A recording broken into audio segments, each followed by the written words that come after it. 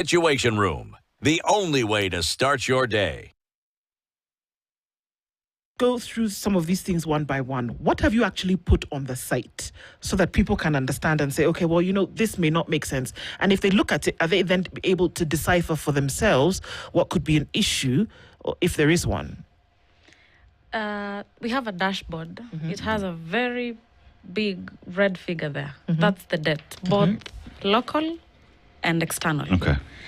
And then we also have, since we reset the clock per day, we can calculate how much debt started since 12 a.m.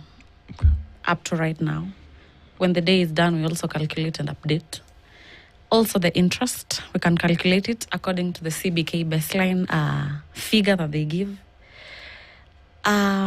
The total debt can be divided by the total population available, and you get how much each Kenyan citizen owes. Okay. Yeah. And what's that happy number? 222,000 and 88 shillings as of 8:47 a.m. today. For 55 million Kenyans, is that the number that you're using? Or 56 point, I'll have to check that. Okay. Yeah. So 56 million Kenyans owe right now 220,000 shillings. And that's as of this morning? Yes. Okay. So, and how do you arrive at this number? There is a methodology. Okay. We calculate the deficit against time to see per second how much we borrow. Okay. Yeah. It gets to around 37,000 and something. Per second? Per second. Then we calculate the interest given by the CBK baseline against seconds too, to see how much interest per second that goes ahead. So per second, the interest increases. Also per second, the amount also increases because of the interest pay. So inaendelea tu kuongezeka. Okay, so you're not saying that Kenya is taking a loan every second of 37,000. What you're saying is that as time continues, the interest on this borrowing increases and Kenya continues to owe more money. Okay, and that's the reality of the situation. It's not like somebody's inputted anything new or somebody's gone and had a conversation in Washington, for example, give us more money. This is based on what Kenya has taken so far. Is this what you're saying? Yes. Okay. So how do you then make the conclusion? Because what you're seeing is the numbers. They're right there in front of you. How do you make the conclusion that there's wastage or that there's misappropriation or some of these other things that come? If it's just looking at the numbers and we can see. The misappropriations actually comes from audit reports. You open an audit report, you see someone spent money on the wrong priority. Media also gives us away. You wake up one day, there is 65 million shillings in somebody's house. SHA, missing from e-citizen, missing from Women's Fund. Money is just disappearing. And actually, people who are supposed to be responsible for that, they're not being held responsible. Who should be responsible? Okay, because here we are and we are saying, Ellen, according to the books, for example, Kenya has taken 100,000 shillings for what we know is supposed to go towards Project X. Yes. Now, what you're saying is that in some cases, in the register or the survey, the Project X is not there, but the 100,000 shillings is. So you cannot see where the 100,000 shillings went? Is that what you're saying, or am I getting it wrong? Sometimes that 100,000 shillings is not there. Oh, it's not even there at all. Yeah. But on the narrative, there is 100,000 shillings that was borrowed. Yes. So where does it go? Because it's a loan. Because it's a loan. Yeah. So where does it go? Let me give an example of Aurora and Kimwarer Dam. What is on the books? On the books, there is a figure. It was borrowed in euros from an Italian lender. There is no Aurora and Kimwarer Dam. In the books? No. As a project. As a project, yes. Okay. Yes. But money was there. Now, the narrative the Kenyan government is giving is that they returned the money. To whom? To this Italian The company? Italian Lender. Okay. They don't explain if interest was paid. That's a loan. We need to know if interest was paid.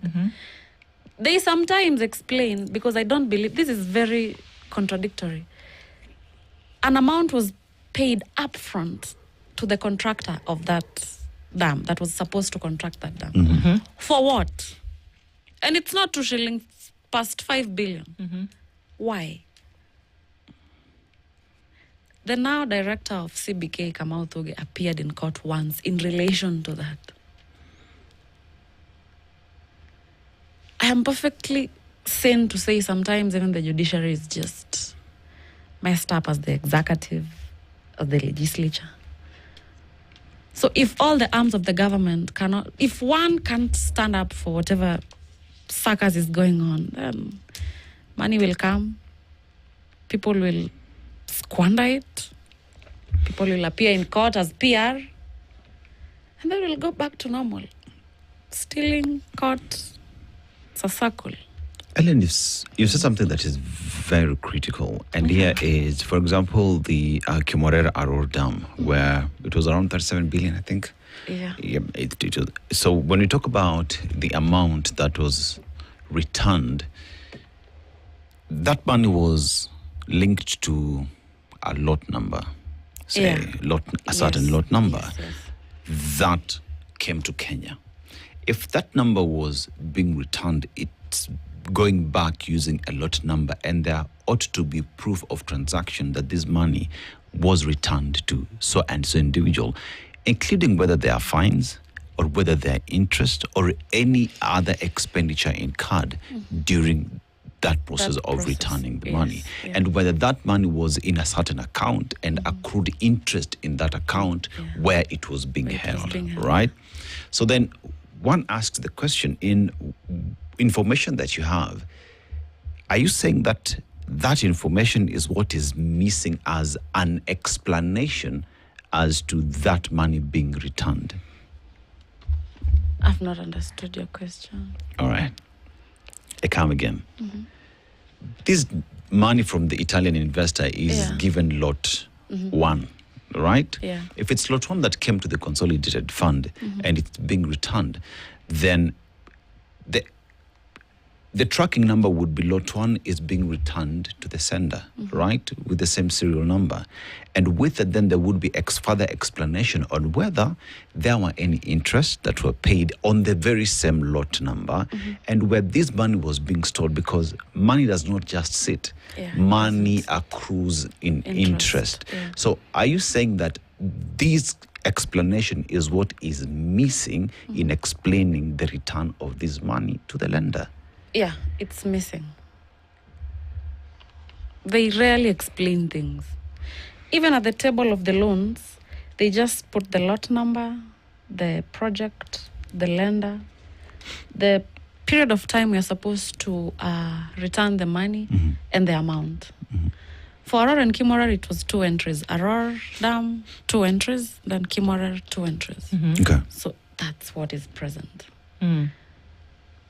So money might come into the account, then drama might happen. Oh, the contractor also appeared in court and said he was bankrupt. You want to tell me a whole government went looking for a bankrupt contract? A bankrupt contract. It happened the same with the Tare Dam. That's why I'm telling you, even getting this information, in as much as sometimes we have adrenaline and we want to get information, you read that page and another, you even get a hard time trying to, you ask yourself, now if I start explaining this, from what back am I explaining it from? Have you ever, and how long have you been doing this, Ellen? I've been doing it since 2024. So since 2024, for the last 2 years, have you ever been able to track and trace money that has come in towards a project, money is expended, and it's been reported and accounted for from beginning to end? Very few. Give us an example of those ones that you've seen for which a project has been initiated in the budget cycle. Then you get to the place where the money comes in for it in terms of development and it's been borrowed, that the money has been then applied to the project, whether there's inflation or not. And then the project has been completed and you say, yes, money spent, project done. Give us an example of how you've been able to see, if you've been able to see such a thing. Although I've not read about it so much, but a very good example is Expressway. But when it was audited after, the project was not audited, but afterwards, when they audited, they were saying we are operating that project in losses. Yeah. The loan was also expensive. I tried asking somewhere, but this is someone's opinion, so I don't know if it's legal. They sometimes say these loans are not taken by the Kenyan government. They send lobbyists to, like, how do we call it? What's the correct word? Kwenda kwa lenda, kumwambia, you know, the Kenyan government can borrow this. Not the Kenyan government itself. Wakipewa information, they come back with feedback. This feedback might not be true.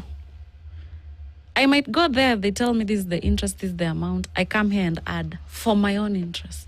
But how does it come to you if you were doing that?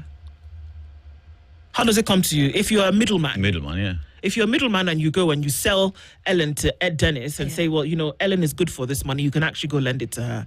Because the money goes direct from lender to borrower, right? So how do you benefit from doing that as the middleman, me now? Because I'm the front. Because I'm the front man, but how do is somebody giving me something under the table? Well, how does that exactly work? That's why they are called lobbyists, according to how that person explained. If this lobbyist is not present, the loan is not given. Because they are the face? They are the face. They also attach it with, you know, this loan can go to build this road, so construction can come this way. We might benefit. A lot of stories that from time to time affects Kenyan citizens.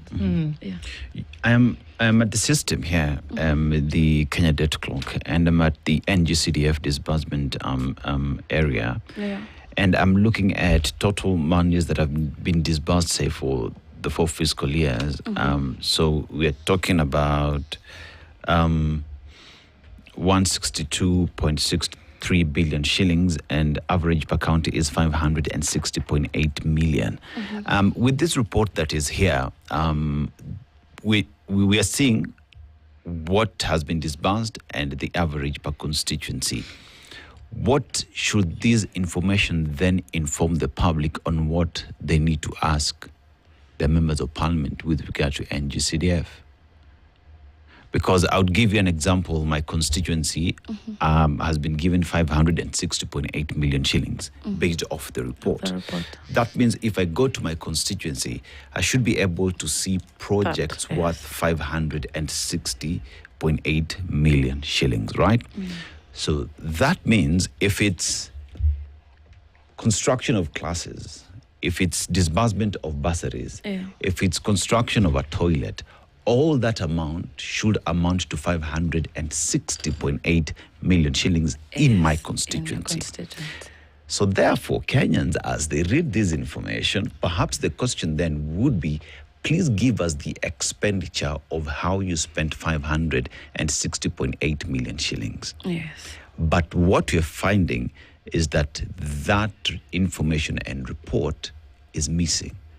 Some fiscal years are missing. Yes. Okay. And some fiscal years that are present, you find 210 constituencies submitted NGCDF reports. When the Treasury was submitting CDF, they did not leave you behind. Yeah.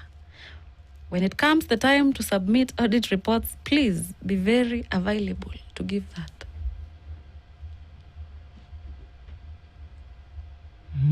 Yeah. That's why I wish the CBK baseline was live. This debt would be more. So what's the latest information that you have from the CBK baseline? Because if it's not live, so we're looking at a couple of months, a couple of weeks. What are we looking at in terms of... So the CBK baseline gives you the latest numbers, latest in quote unquote. So what are we looking at? Until when do we see the current survey? What does it give us right now? Right now, it's not giving it. Actually, what's the last one that you have? The last one was, I was trying to look for the debt that we've borrowed. The fiscal year ending this June. Yes. But I didn't get any. So that's 25 to 26. Yes. There isn't any. But from time to time, you hear pop-ups. The Kenyan government has borrowed for affordable housing. The Kenyan government has borrowed for... I was reading the other day that the Kenyan Treasury is borrowing for it to pay wages, salaries. Now, if we are borrowing for salaries, then we are going to borrow for other very funny things. Yeah. So you're allowed to meet a budget deficit in the short term of up to 90 days, according to the Constitution, as well as borrow for development. So could this not be one of the things whereby it's saying, okay, well, we've got a budget deficit and we're not able to meet recurrent expenditure for which salaries fall into that? Could that be not one of the things whereby, you're activating your allowance for borrowing? Yeah. So that shouldn't be too much of a problem at this point, because salary is not a 3-year thing, it's a month on month. Exactly, and it's very wrong because we are not supposed to borrow for salary at all. We are spending enough on salary. Borrowing to finance such is just wrong. Yeah. Okay. I mean, there's a lot to look into. There's a lot to continue to discover. We can keep looking at, kudos to you for looking to ask questions about what's going on and then being able to put it somewhere. Because if it's not going to be public and up to date, somebody's doing it. Ellen Muller, a civic educator, has been with us this morning. Thank you for taking time to do that. And we keep following what it is that you do. Thank you. Asante Sana. Good morning. Our Healthy Friday conversation is on pneumonia in children. We'll be back after this. Good morning. The latest news from around the... This is the Situation Room, the only way to start your day.